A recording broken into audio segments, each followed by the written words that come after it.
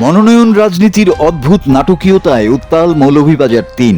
১০ দলীয় জোটের সিদ্ধান্ত ঘিরে মুহূর্তেই বদলে গেছে নির্বাচনী সমীকরণ। দলীয় সিদ্ধান্তের বিপরীতে গিয়ে ক্ষোভে ফেটে পড়েছেন স্থানীয় কর্মী ও সমর্থকরা। প্রার্থী পরিবর্তনের প্রতিবাদে এক অভূতপূর্ব ঘটনায় নিজ বাড়িতেই অবরুদ্ধ হয়েছেন জামায়াত ইসলামীর মনোনীত প্রার্থী আব্দুল মান্নান। শেষ দিনে মনোনয়ন প্রত্যাহার ঠেকাতে সাধারণ মানুষের এই বিক্ষোভ পুরো এলাকায় তৈরি করেছে তীব্র রাজনৈতিক উত্তেজনা।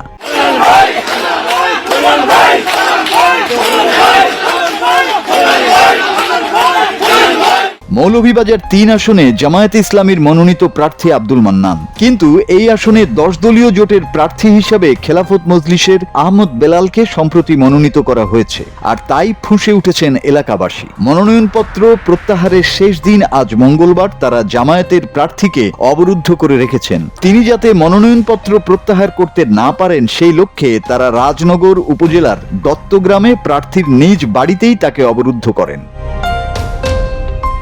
অবরুদ্ধকারীরা বলছেন, আমরা দীর্ঘদিন ধরে আব্দুল মান্নানের সঙ্গে কাজ করেছি। তিনি এখন নির্বাচন না করলে আমরা কাকে ভোট দেব? তাকে মনোনয়নপত্র প্রত্যাহার করতে দেয়া হবে না।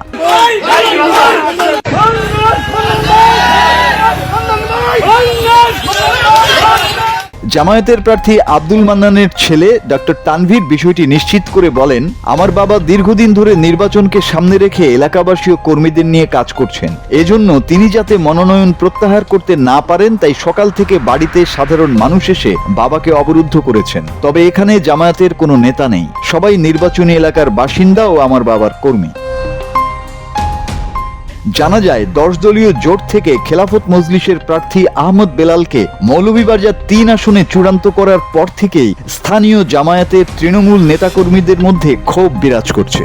আল্লাহ যদি আমাকে নির্বাচিত করে এই আসনে দৃশ্যমান উন্নয়ন করা যাবে, আল্লাহ যদি আমাদেরকে সেই তৌফিক দান করেন, দেশ পরিচালনার সুযোগ আমরা পাই, তাহলে আমরা এই কাজগুলা করব। অন্যান্য দলকে বারবার আমরা দেখছি, সুতরাং তারার কাছে গিয়ে আমরা প্রত্যাশা অনুযায়ী কিছু পাইছি না। আমরা এবার বদলাইতাম চাই এবং আমরা জামাতে ইসলামরে নতুন ভাবে দেশ পরিচালনার সুযোগ করে দিতাম চাই। আমি ইনশাল্লাহ 100% মাসুদ হাসান, বাংলা টিভি।